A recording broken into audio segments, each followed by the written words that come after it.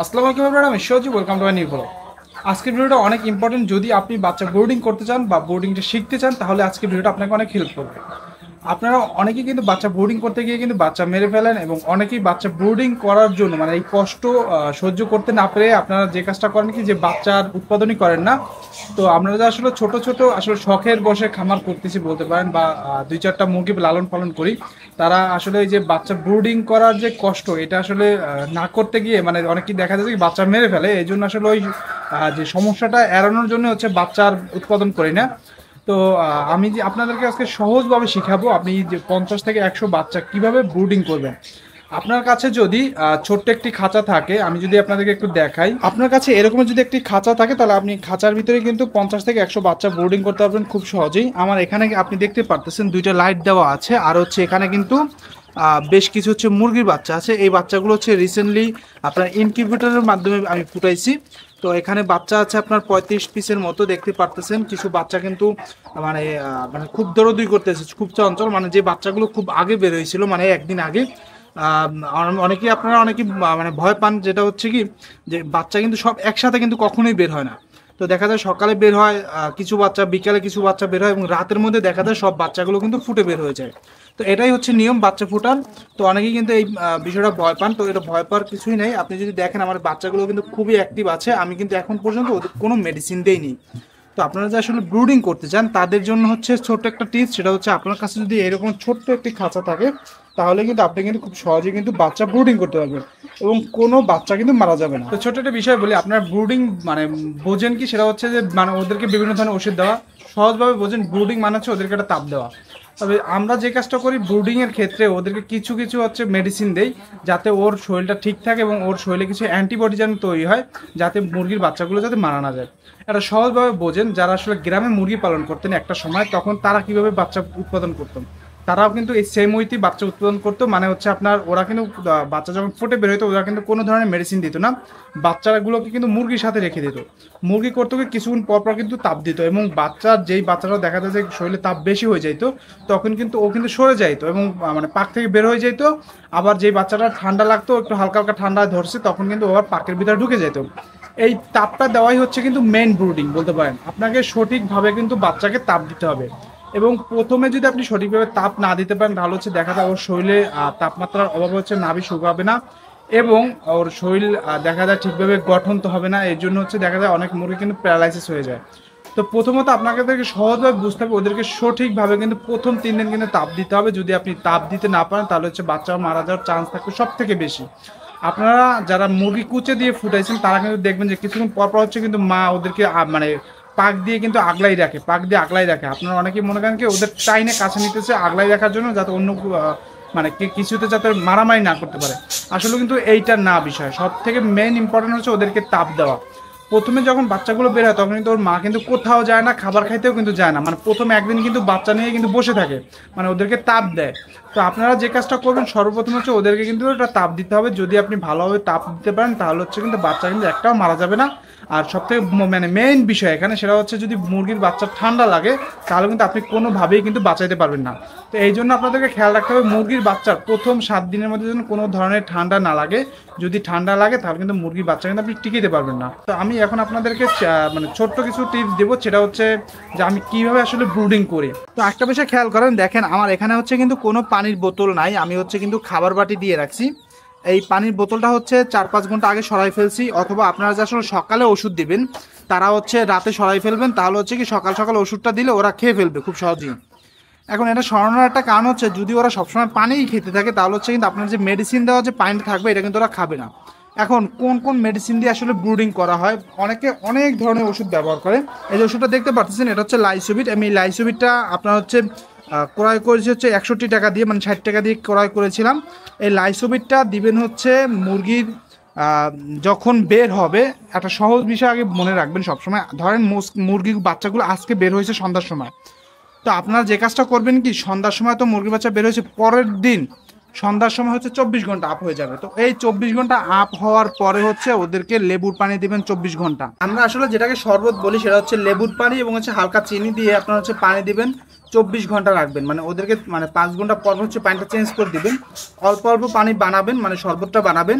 এই ভিটামিন সিটা দিবেন হচ্ছে ওদেরকে 24 ঘন্টা চলতে থাকবে একটা না।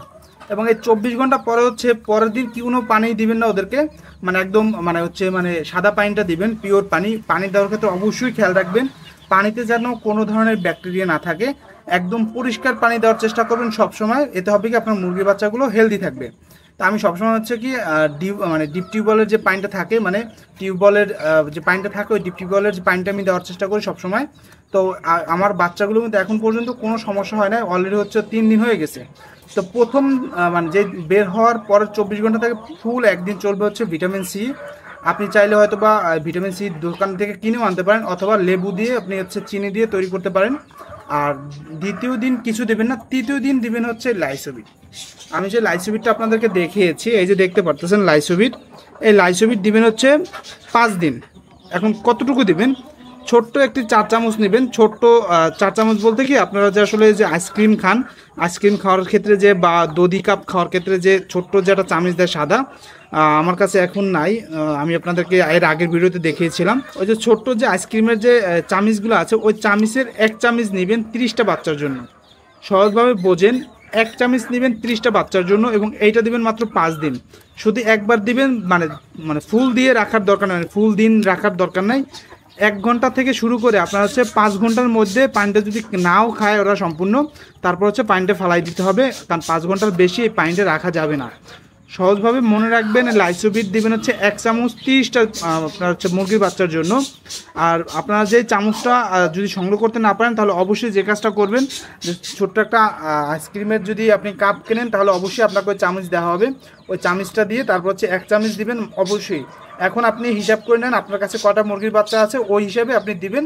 অবশ্যই হচ্ছে 1 চামচ দিবেন হচ্ছে 30টা মুরগির বাচ্চার জন্য, এবং এটা চলবে হচ্ছে 5 দিন। এরপরে হচ্ছে আমি যে কাজটা করব, 5 দিন দেওয়ার পরে আপনার হচ্ছে 6ষ্ঠ এবং 7ম দিন আপনার হচ্ছে অনেকে যে কাজটা করে একদিন পরেও দেয়, মানে একদিন বাদ দেয়, মানে লাইসোবিট 5 দিন দেওয়ার পর হচ্ছে একদিন কোনো ওষুধ দিবেন না, মানে পরের দিন। এর পরের দিন যে কাজটা করবেন, অ্যামোক্সাসিলিন এবং হচ্ছে ডক্সিএভেট, এই 2টা ওষুধ থেকে 2 চামচ নেবেন 30টা মুরগির জন্য। এরকম চলবে, এটাও 5 দিন, তাহলে হচ্ছে আপনার মোট 10 দিন হয়ে গেল। এই 10 দিন যাওয়ার পরে আপনি হচ্ছে 5 দিন আর কোনো ধরনের ওষুধ দিবেন না। 15 দিনের দিন হচ্ছে ওদেরকে দিবেন হচ্ছে জিজবেট, মানে যেটাকে আমরা জিঙ্ক বলি। তো 15 দিনের দিন জিঙ্ক দেওয়ার একটা কারণ হচ্ছে কি আপনার মানে মুরগির বাচ্চা কিন্তু আপনার প্রথম 1 মাসের মধ্যে হচ্ছে গ্রোথ আনার চেষ্টা করবেন, তাহলে হবে কি আপনার মুরগির বাচ্চাগুলো কিন্তু অনেক অ্যাক্টিভ থাকবে। তো আমরা যে কাজটা করি কি, জিজবেট দেওয়ার একটা কারণ হচ্ছে জিঙ্ক দিলে ওদের মুখের রুচি বাড়বে এবং ওদের গ্রোথটা অনেক ভালো হবে, এবং ওরা কিন্তু অনেক খাবার খাবে। তো এই জন্য হচ্ছে আমরা 15 দিনের দিন হচ্ছে জিজবেটটা দিই। তো জিজবেটটা দিলে হয়ে কি ওদের মানে শরীরের গঠনটা অনেক ভালো হবে। তো 15 দিন থেকে আবার আপনার হচ্ছে 5 দিন জিজবেট দিবেন হচ্ছে মানে 1 গ্রাম। আমরা ওই যে চামচটার কথা বলেছিলাম যে আইসক্রিমের যে চামচটা, ওটাকে সাধারণত 1 গ্রাম মানে আপনার পরিমাপ করা হয়। তো আপনার হচ্ছে ওই 1 চামচ আপনার হচ্ছে ওষুধ নিয়ে হচ্ছে আবার ওদেরকে দিব, তাহলে কিন্তু আপনার ভালো একটা রেজাল্ট পাবেন। এখন একটা প্রশ্ন হচ্ছে কতটুকু পানি দেব। পানি আপনার মুরগির উপর ডিপেন্ড করতে হবে, যে 5 ঘন্টার ভিতরে ওই যে ওষুধটা দিবেন আপনি, ওই ওষুধটা যেন ওরা সম্পূর্ণ খেয়ে ফেলে। এখন সেটা কতটুকু দিবেন সেটা ডিপেন্ড করে আপনার উপরে। এখন আমি যে কাজটা করি, যদি আমাকে প্রশ্ন করা হয় আপনি কতটুকু দেন, তাহলে হচ্ছে আমি ওদেরকে 30টা মুরগির বাচ্চার জন্য আমি 1/2 লিটার পানি দেবো, মানে হচ্ছে আপনার 250 ml থেকে আপনার হচ্ছে 500 গ্রাম। মানে আপনার আমি যে কাজটা করি কি, 2টা 250 গ্রামের যে বোতল আছে ওই 2টা 250 গ্রাম বোতলে আপনার হচ্ছে ভাগ ভাগ করে দেই, যাতে 30টা মুরগি খুব সহজেই যেন পানিটা খেয়ে ফেলতে পারে। তো এইভাবে যদি আমি দেই তাহলে হয় কি ওরা খুব দ্রুত পানিটা খেয়ে ফেলবে, এবং হচ্ছে ওরা আপনার মানে মেডিসিন, যে মেডিসিনটা আমি ওদেরকে দিতে চাইতেছি ওই মেডিসিনটা ওদের শরীরে ঢুকে যাবে, এবং এতে হবে কি ওদের শরীরে রোগ প্রতিরোধ ক্ষমতাটা বৃদ্ধি হবে। আর লাইসোবিটের আপনারা যারা আসলে যে কাজটা করেন, অনেকেই অনেক প্রশ্ন করেন, সেটা হচ্ছে লাইসোবিটের কাজ কি। লাইসোবিটের সহজভাবে বোঝেন, লাইসোবিট হচ্ছে রোগ প্রতিরোধ ক্ষমতা বৃদ্ধিকারক একটা ওষুধ। কারণ হচ্ছে আপনার প্রথম 5-7 দিন পরে হচ্ছে দেখা যায় ওদের শরীরে আপনার হচ্ছে ঠান্ডা লাগার একটা সম্ভাবনা থাকে, অথবা দেখা যায় অনেকে বাচ্চাই কিন্তু ছোটোকাল থেকেই মারা যাওয়া শুরু হয়। তো এই অ্যান্টিবডিটা যেন তৈরি করতে পারে এর জন্য আমরা লাইসোবিট দিই। আর অ্যামোক্সাসিলিন ডক্সিবিট দেয় হচ্ছে ঠান্ডার জনিত যে সমস্যাগুলো থাকে এইগুলোকে ব্যাকআপ দেওয়ার জন্য। এতে হয় কি মুরগির আপনার এই যে 10-15-20 দিনে আপনার হচ্ছে কোনো ঠান্ডাই লাগে না। এতে হয় কি আপনার হচ্ছে মুরগিগুলো সুস্থ থাকে। এই 3টে ওষুধ দিয়ে আপনি চাইলে কিন্তু ব্রুডিং করতে পারেন, দ্যাটস ইট, আর কিচ্ছু দরকার নেই। আমি যেটা আপনাকে বলছিলাম এর আগে যারা একটা ভিডিও দেখেছেন যে আমি কিন্তু 1 মাস অবধি মুরগি পালন করেছি, কোনো বাচ্চা কিন্তু মারা যায় না, কোনো মেডিসিন আমি কিন্তু দিইনি। আপনি চাইলে এই যে আমি যে 3টা মেডিসিন দিয়েছি এবং হচ্ছে আপনার একটা ওষুধের কথা বলেছিলাম জিসবেট, এই ওষুধগুলো ছাড়াও কিন্তু আপনি চাইলে এভাবে কিন্তু রেখে দিতে পারবেন। কিন্তু একটা বিষয় হচ্ছে ওদের যেন ঠান্ডা না লাগে, কারণ মুরগির সবথেকে বড় শত্রু হচ্ছে ঠান্ডা।